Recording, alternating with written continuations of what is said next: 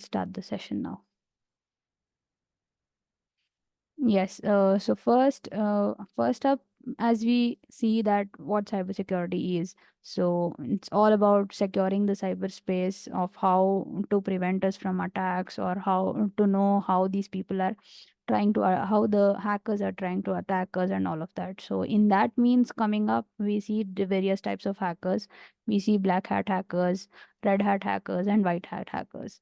So black hat hackers completely go on the uh, who try to do the activist criminal activities. Ethical hackers are someone who try to do hacking with the permission. So coming up with first role, which is cybersecurity analyst. So there, the main responsibility of a cybersecurity analyst is that they engage in different they engage in ethical hacking by simulating security breaches. So whatever the security breaches are there, that I try to simulate in an virtual environment and see and study how these attack is taking place and how they can mitigate exactly by performing the internal and external audits and generate report for technical and non-technical staff. Now why technical and non-technical staff is because you will have to talk with the sometimes you'll have to deal with the stakeholders who do not have any technical knowledge. So we need to prepare in such a way that they can understand the words. So the main thing here as a cybersecurity analyst is that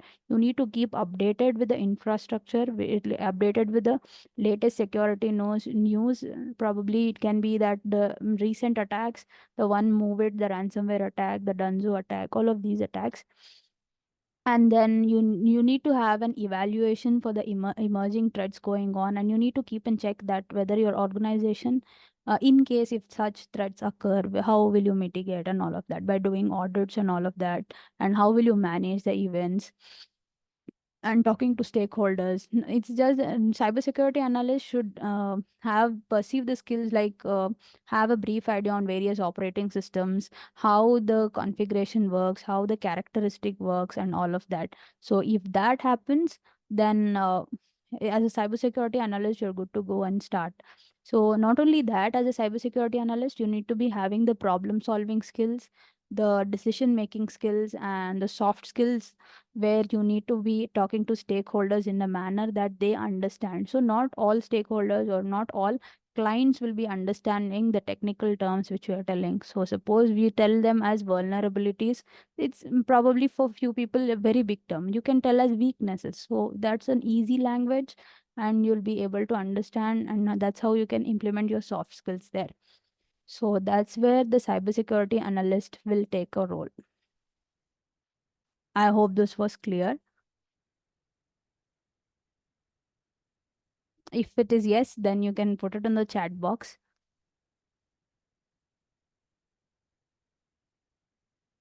Yes, thank you. And up next, we have SOC analyst. SOC analyst is Security Operations Center analyst. So here, what are the major responsibilities of a SOC analyst is that we need to manage the security incidents and detect them. So tomorrow, we'll have another session on through Razz Security only of how to begin as a SOC analyst. So there you can know more. But as a SOC analyst, as a today's session also, I'll be briefing you out what major responsibilities happen. So what these people do is they must have a great knowledge on how the incident occurs, how you're going to have maintain the events, and how the IDs are being traced. All these details one must be knowing as a SOC analyst, from where the problem has been occurred. They need to be having the good idea of intrusion detection system and intrusion prevention system and firewalls, demilitarized zones, and all of that. So they need to have a good knowledge on understanding of the flow of incidents. So this is one thing. And coordinating with the incident response team to minimize the business loss. Yes. So once as a SOC analyst, it is on the preventive side. So what's the major difference between the SOC analyst and a cybersecurity analyst is that SOC analyst is more on the responding side and the preventing side. Uh, and cybersecurity analyst, what they do is they try to maintain and manage things. Whatever things are going on, their main duty is the management and the business continuity. So, and a SOC analyst is they have to make sure that there's no business loss due to that incident occurred. So, for that, major skills which we need to be having, or a brief idea, if you want to start up or pitch in as a SOC analyst, you need to be having, as usual, you need to be having the basic idea of networking and all of that. Apart from that, what makes you different as a SOC analyst is that you having the great understanding of log analysis and log analytics, and endpoint detection and response, where endpoints, how they react and all of that. And as SIEM, security information and event management, also we need to be having the knowledge on. So that's the thing.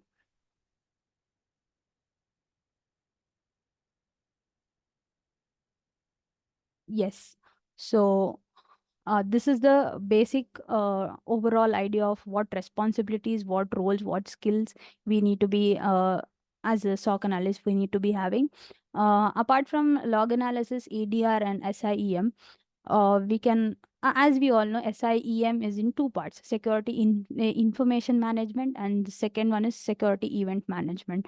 But throughout, as we're working with IDS and IPS, probably few people use Splunk. So Splunk has within the SNOT, as a universal forwarder when we use Splunk. So these things will give us brief idea on um what where the intrusion detection happens, how to prevent that and all of that. So you can go anytime, and if as a beginner I want to get into SOC, so where would I approach? So you can attend webinars like this, and tomorrow also we have a webinar, and practice on the basic things, from where to get the logs, this log is from where does this log occur. So brief understanding of these will lead us to get into the SOC job. So up next, we have cyber forensic expert as a next job role. So the main responsibility of a cyber forensic expert is a forensic acquisition. So acquisition of the data.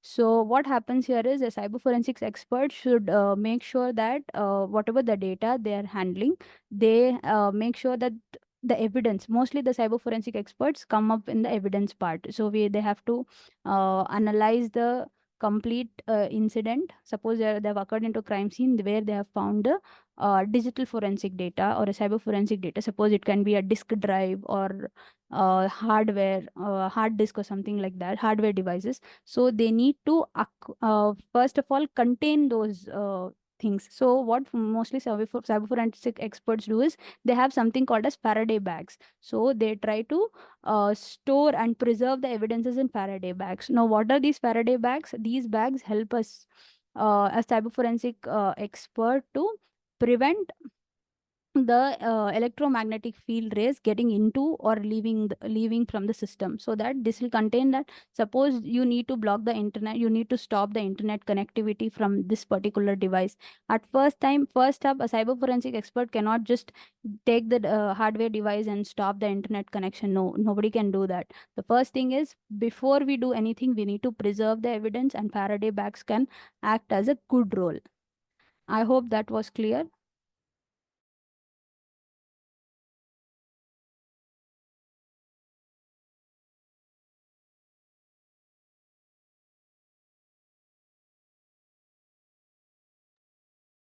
um, then so data preservation techniques, they need to be having good idea on how the process flows and the documentation review. So as coming up with cyber forensic expert, there's something called as chain of custody which has to be maintained.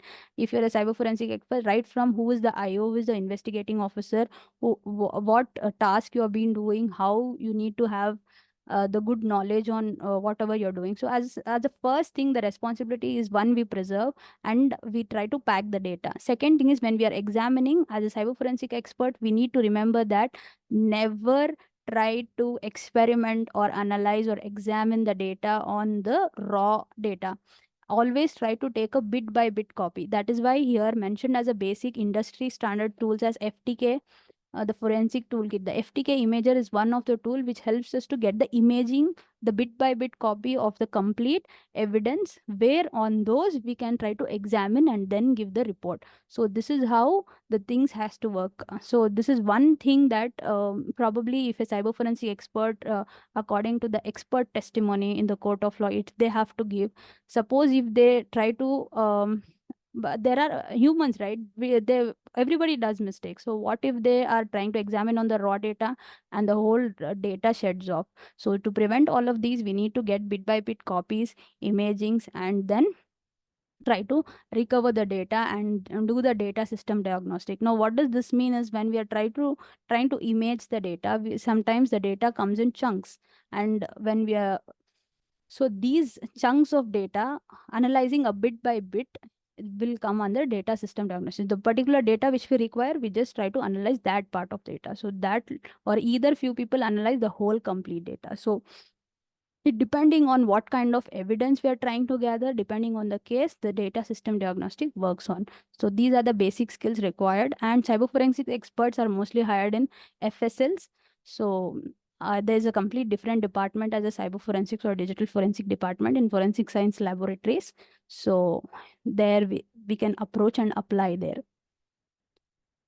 Up next, we have VAPT, which is Vulnerability Assessment and Penetration Tester. So what these people do? These are mostly, they conduct vulnerability assessment. Now, what is vulnerability assessment? Trying to see where the loopholes are. So where the loopholes have been occurred, are these loopholes the actual loopholes, and try to generate the report. So we can do the penetration testing. We have different ways of web application penetration testing, and then we have API pen testing. All these are the different forms of pen testing. You need, if you want the expertise on the particular penetration testing, we need to have the basic skills. So the one thing where we can start a penetration testing is a brief knowledge on how, if we are starting for web applications, brief knowledge on how web applications work.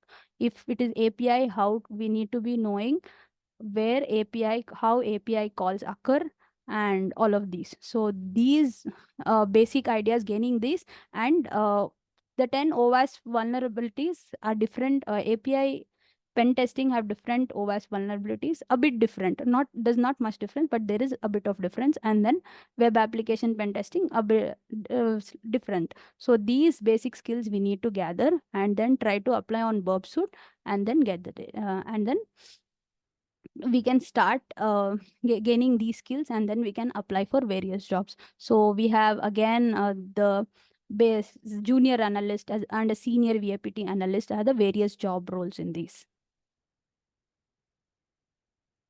Coming up with network security engineer. So what these people do, network security engineer, the main responsibility of them is they will have to maintain the network and see whatever the firewalls, whichever they are using in their organization or within their vicinity or their administration. So they are updated and their rules are updated. Now, how the rules can be updated? These are because the through one must have a good understanding of, even as a SOC analyst, you must be having the good understanding of implementing ERR rules. And these are a few kinds of rules. And then as a network security administrator also, you need to be understanding how to implement the rules. In case we do have Windows Defender also have certain rules which are designed to act upon in the network. So whenever if there is an attack or a breach, Windows Defender will act as a first shield. So that's how we need to be updating the firewalls whenever the updates come, and we need to do the patch management and update the rules according to the different scenarios or different threats occurring in the environment or occurring in the world. So we need to be updated and do the uh, perform these particular tasks. And then IP auditing and troubleshoot network problem. All of these are some basic things, but we need to be having things. We need to be knowing this, because troubleshooting network problems, sometimes the easier it looks, the difficult it becomes when we are trying to implement it. So a brief understanding or a good understanding comes when we try to know the OSI model or a TCP IP model. So with why OSI model, it looks very simple, but when though we do not see in the real world OSI model, but there is an application of OSI model. Suppose the data, how it is coming in streams, bits, segments, packets, frames, and then the data occurring. So the whole data where, if suppose there is an attack of session hijacking, now what layer of OSI model has been attacked? So all these basic details, when one we must be knowing. So the skills which would be required is our OSI model, and then the brief understanding of the protocols of HTTP, why HTTPS, what is the advantage of HTTPS with respect to HTTP, all these details. Now, and DNS, TCP, DHCP is one among important, how it allocates the IP addresses, and SMTP and SMB, all of these are one among important ones. So apart from this, as a network security administrator, the other protocols could be the FTP protocols, or the email authentication protocols also. As a SOC analyst, we must be knowing the email authentication protocol with respect to they do not get spoofed. But as a network administrator, we must be knowing these email authentication protocol to know that suppose whatever the IP address we are contacting, this should not show the person whom we are sending email as this is a spoofed IP. So this slight differences and this major skills, roles, responsibilities. So one must be knowing when we are trying to apply for network security jobs, and when as a network security administrator also. And then last but not the least, the GRC consultant. Now, the GRC is the governance, risk, and compliance consultant. So, this also plays a major role in cybersecurity. It is because they try to establish their main responsibility is maintaining the effective governance. They try to do risk management. Now, how they try to do risk management and compliance process? By having the basic skills of GDPR, what is mentioned here. ISO is International Organization for Standardization, and the PCI DSS. Now, what is GDPR? GDPR is a framework where the GRC analysts use the General Data Protection and Regulation. Now, what this particular framework says is that how the data has to be protected. It has certain pillars, and one must make sure as a GRC consultant that our whichever organization or whichever client which we are handling, are these clients following these rules, are they following these commands? Suppose what does compliance means? Compliance generally means that if these people are following rules or not, right? So as a GRC consultant, you will be seeing that this client is authentically following these rules or not. Suppose it can be that it is mentioned that in particular clients rules, it is mentioned that we provide role based access control. So we need to be checking that does this organization actually implementing role based access control, how and why, and all of this, and how the risk management, suppose they have a good disaster recovery plan or not. In case if not, then how would you prepare for their disaster recovery plan and business continuity plan? For all these, apart from GDPR, ISO, there's also called as PCI DSS. This is Payment Card Industry Data Security Standards. So this works mainly on, suppose if it is a financial organization or a fintech organization. So these organizations mostly work with PCI DSS. So now most of these banks would be needing themselves as a certified PCI DSS to make sure that public sees that, okay, these people are PCI DSS certified, which means that we can trust our data and give them, or trust our details and give them. So as a GRC consultant, you will be going with each and every auditing their each and every process, and then you are going to certify that client or that company that, okay, now you are good to go to be said as a certified PCI DSS compliance. Apart from this, we also have some other frameworks like NIST, COVID framework, and also BCPDR. BCPDR is again our business continuity planning and disaster recovery. These are used mostly on by big firms. And for healthcare sector, as a GRC consultant, you will be using HIPAA. This is a framework. And ISO 27001 has two domains where we can say LI, which is lead implementer, and LA, which is lead auditor. Lead implementer checks that so whatever the rules are there, are they actually being implemented, how, and all of that. And lead auditor audits the tasks or compliance, the risk management which has been done, they audit. So ISO 27001 works this way.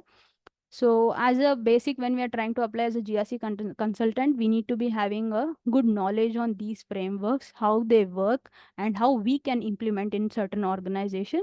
So this is how I have tried to sum up few cybersecurity job roles which are commonly found and where we can apply, not only stick to BAPT or cybersecurity analyst, but we also have other roles like in cyber forensic expert, GRC consultant, and where mostly we can see people are hiring, so we can get in. So all these job roles come within the range of 3.5 LPA to 8 LPA INR, which is Indian rupees. So this is